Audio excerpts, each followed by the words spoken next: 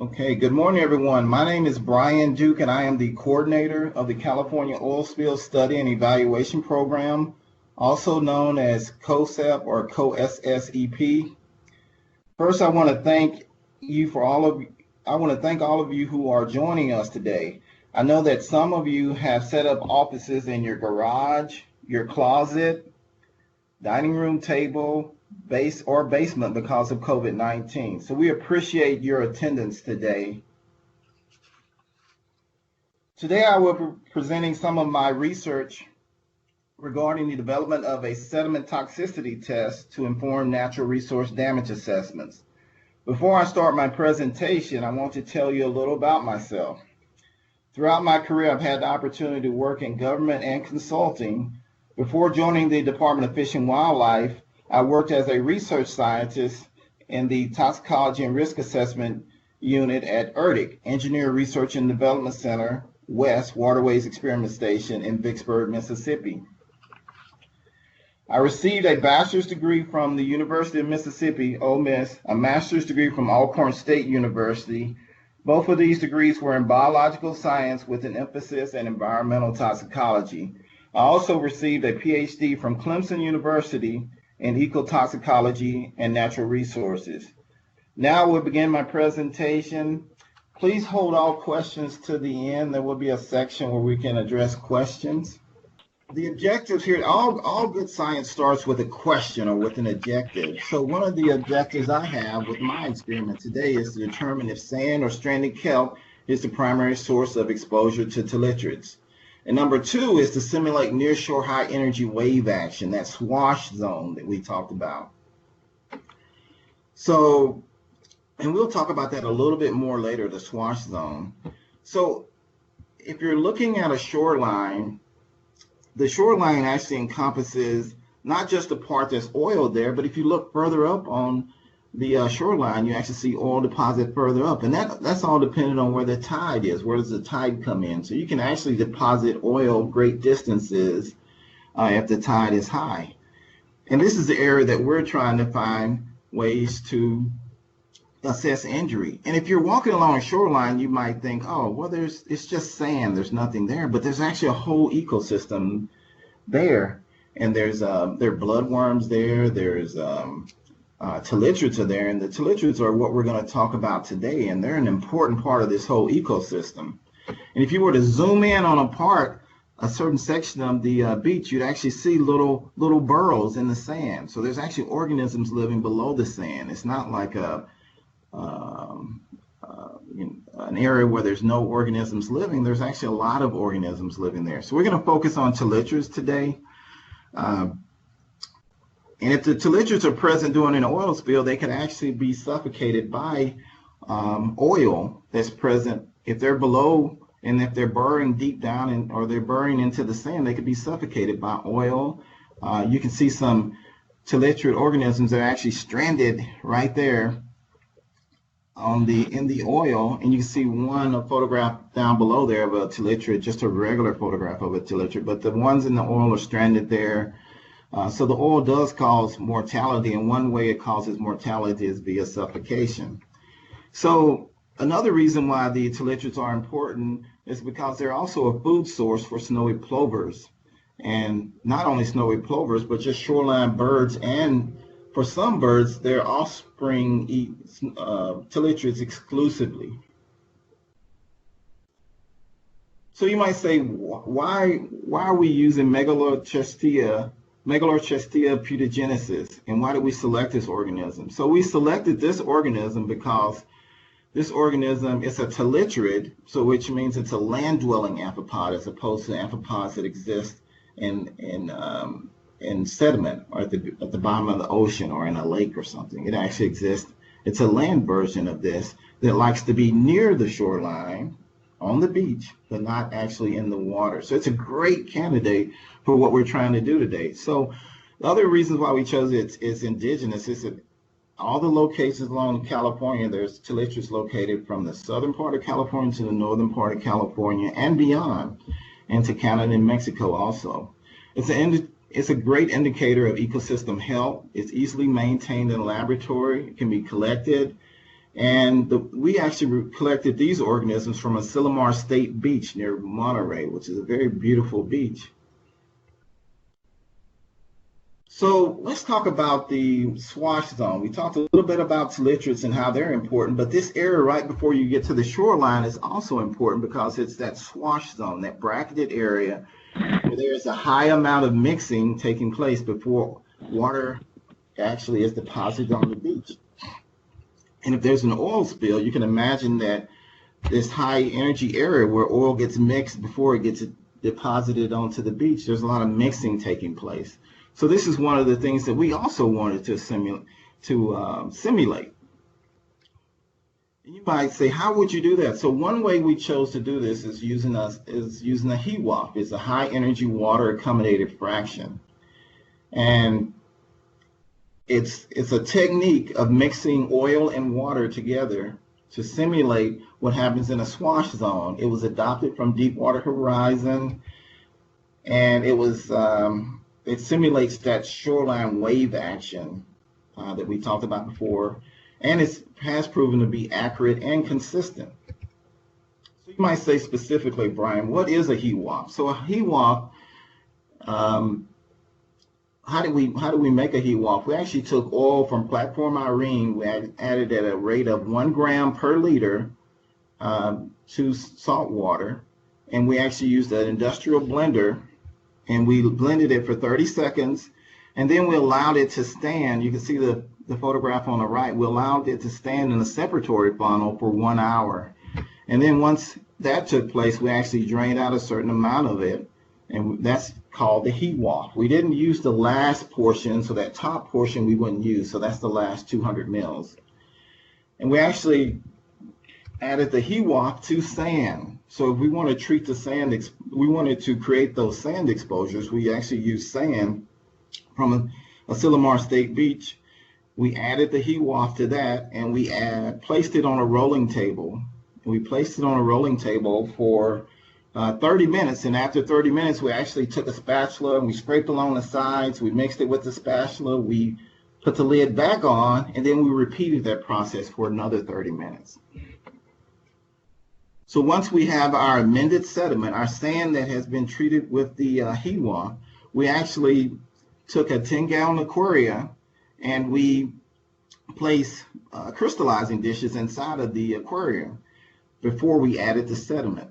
And you'll see why later. I'll explain this later. So here you see us adding the actual sand to the aquarium that actually has the crystallizing dishes inside of it. And then this is what the final result looks like. So that's how we amended the sand. The next part is also important, is how did we do the kelp? How did we select kelp, and how did we amend the kelp? Because we're looking at a sand exposure versus a kelp exposure. We're trying to determine the primary route of exposure.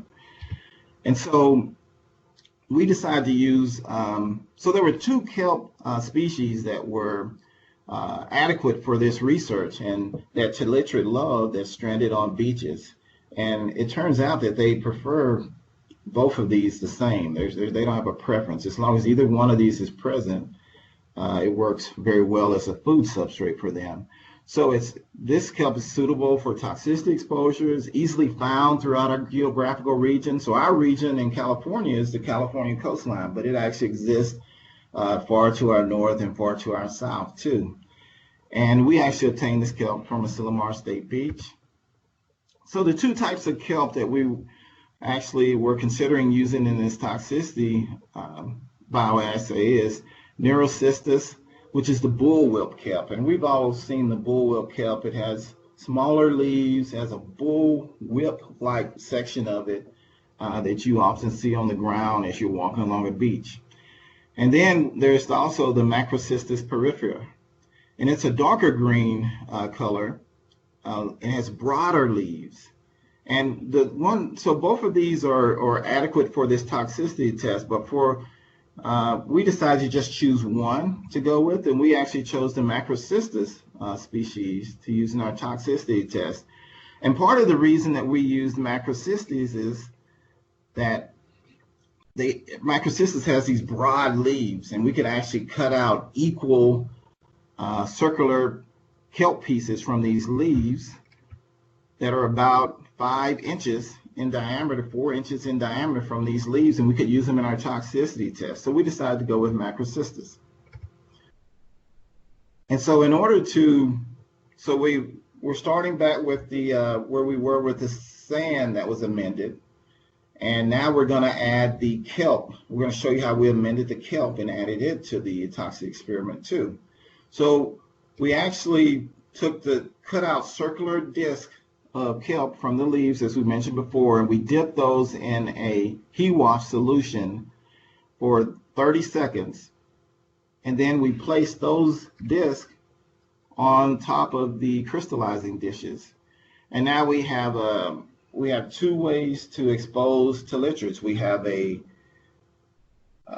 amended sand. We also have kelp that has been amended, which is the food source. So are they getting it from their food, or are they getting it from exposure in the sand?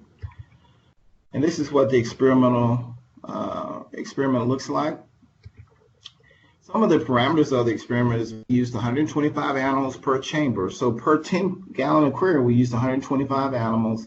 The toxicity test ran for 4 hours, and the kelp we use is macrocystis. We used a temperature of about 20 degrees Celsius, plus or minus 2. We used wide spectrum fluorescent lights, and we used a photo period that was very similar to what they would be observing at that time in the field. And that's 14 hours of light and 10 hours of dark. Now let's talk about some of the control and treatment. So we used a control, we had a treated kelp treatment, and we have a treated sand treatment, and we have a treated kelp and sand treatment. And we use 3 replicates per treatment.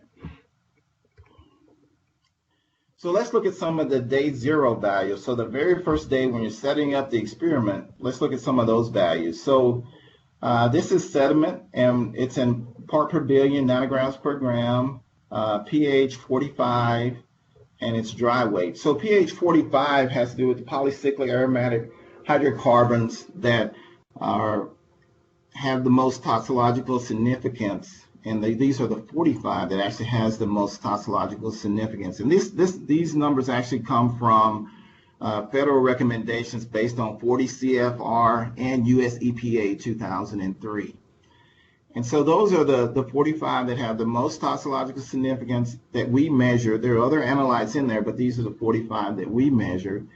And what we found is that the unamended sediment had a little bit, approximately like 1.3 part per billion of pH 45. The amended sediment had about 10 part per billion of pH 45. So you can kind of see these are individual reps that you're looking at there. And this is the sediment on day 0 before organisms are exposed to the sediment. We also looked at some the treated kelp numbers. So the untreated kelp was like about half a part per billion is what we detected in the untreated kelp. And the treated kelp, once we dipped it, the kelp disc, we actually took one of those and we actually measured that too. And what we found is it actually has an average of about 90 part per billion nanograms per gram as pH 45. And then we looked at some telitrates too, and we actually saw some numbers with the telitrates that were about probably an average of about 8 of unexposed telitrates, 8 part per billion concentration. And then on day 4, we actually took some of the tissue samples from the organisms that were at each one of these treatments. So we talked about the different treatments. We have a treated kelp and a treated sand treatment, and we have a kelp and we have a sand. First, let's talk about the treated kelp and treated sand treatment. So we had 2 things that were amended there. We had amended the kelp that was there, we amended the sand that was there. And what we actually saw is that it had about 200 part per billion was measured in each one of those concentrations. Look at the kelp, it was more, the treated kelp in the treated kelp treatment was about 40 part per billion, 40 approaching 50 part per billion. And the treated sand was about a little bit under 200 parts per billion, so about 190 parts per billion in the treated sand treatment. So you can see the differences there over time, over a 4-day period, when the organism had an opportunity to exist, go through life cycles and daytime periods and nighttime periods, as it would in the ocean. And some of our conclusions is that the primary route of exposure was via sand. HEWA proves to deliver consistent results. Survival was acceptable in all treatments. So this was an exposure experiment. It wasn't the full toxicity experiment, but it was an exposure period. So we had all survival was above 90 because we wanted to actually see where was it accumulating some of the pHs. And then we noticed that kelp was an adequate food source. The macrocystis worked well. So what are the next steps? So we have this experiment that we just talked about with amended sand or amended kelp or amended sand and kelp. But what our goal is to actually go from this 10-gallon aquarium to a 1-liter beaker. And as you can imagine, there's many things involved with that. And one of the things we want to do with the next set of experiments that we'd like to do is actually do a look at survival. We want to look at growth, food consumption. We want to look at different treatments.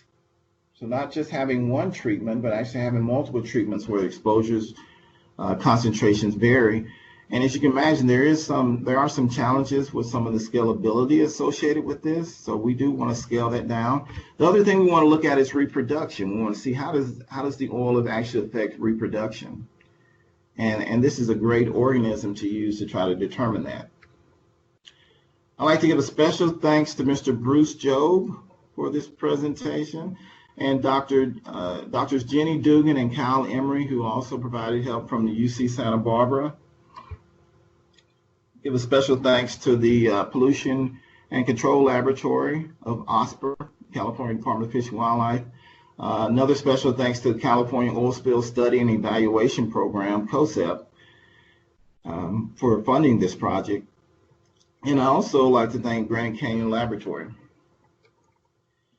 Now, this concludes my presentation. I'd like to answer any questions that anyone may have or listen to any comments that anyone may have.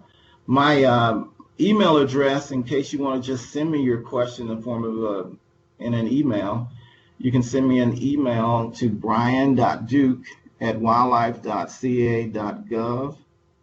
And I think there's also a place where you might be able to text in your questions too. That's associated with the webinar. But I'd like to open up the floor for questions at this point.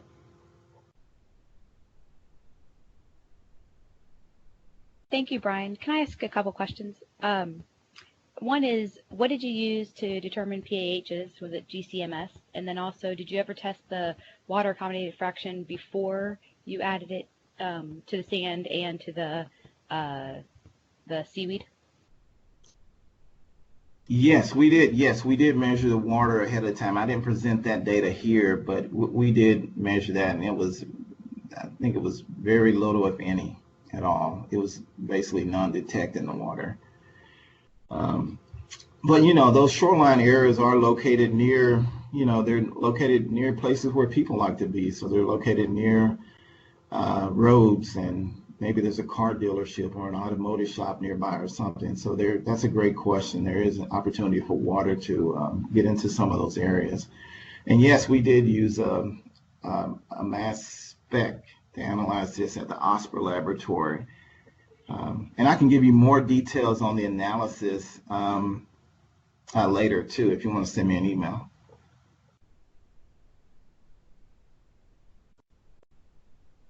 Thank you. Thank you.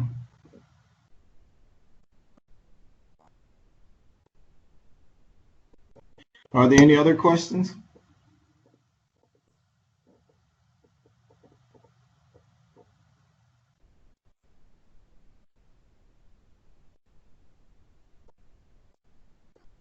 Okay.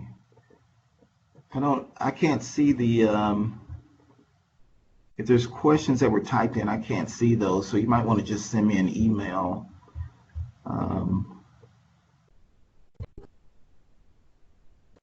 Okay, let me look through here at the conversation here. Maybe. Okay, I think most of these have to do with the technical difficulty we had earlier. So yeah, so I apologize for the technical difficulty. I think Skype has some problems, and that's one of the reasons why we're kind of transitioning to Teams. So hopefully next year when you hear this presentation or other presentations, we'll be using Team and we won't have all those problems that we had today. If there's no, Can you hear me? This is Steve Hampton. Hi, Steve. Yes. Hi. So so the exposure that they got, was it comparable to measurements from the spill? Like kind of at a high exposure beach or a medium exposure beach, or how did the exposure in the experiment compare with what we found on the beach? So we at the beach. You mean for like a previous oil spill in Southern California? I'm thinking of that at the Refugio spill. Right. Okay. So we actually saw concentrations that were, we saw concentrations that were as high as 20,000 part per billion all the way up and higher at some of these areas. These concentrations were lower than that. And certainly those higher concentrations that we measured with Refugio actually cause toxicity. The whole premise for this toxicity test was not to cause toxicity, but look at the accumulation of the PAHs in the organism, so the burden that was present in the organism. So we intentionally used lower numbers. We could crank those numbers up higher, and that's what we'll likely do in the next series of experiments that we'll do. We'll use 3 different concentrations, and one of those concentrations will be pretty high. It'll be at one of those higher levels. So hope that answers your question, Steve. Yeah, thanks. For sure. Are there other questions? Hey, Brian, this is Colleen from the Santa Cruz lab. Can you hear me okay? I can hear you. Hi, Colleen. Hi, great presentation. Thank you. Thank you. The one question that I had was whether you think that the persistence of natural seep oil on our coast would give the organisms that you tested, the tilitrids, do you think they're adapted in some way to low levels of oil exposure because of that natural seep activity, or how do you think that might affect them? So you're kind of hitting around resistance and resistance that organisms can experience. So yeah, I have seen publications that suggest because those organisms do exist in those areas and they've existed many, many years, and that's exactly what resistance is. Over a period of time, organisms can build up resistance to a chemical, and they can do that at a genetic level too. So it is possible if they've been exposed to seep areas, and that's why the organisms actually continue to thrive and do well in those areas, because they have adapted. So that's possible. To a certain extent, if there's a high enough level, as if there's a high enough level of pHs in the environment, it will cause toxicity and so forth.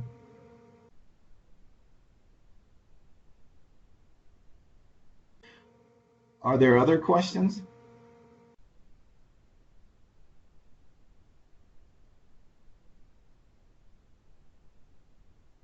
Okay. Well, again, please feel free to send me an email at brian.duke@wildlife.ca.gov if you have additional questions. Thank you very much for participating. I'm sure someone is participating in their garage, or their closet or their kitchen table. So thank you very much for participating during these COVID-19 times. And I look forward to receiving any emails, and have a great day, everyone. Thank you very much. Thanks, Brian. Thank you.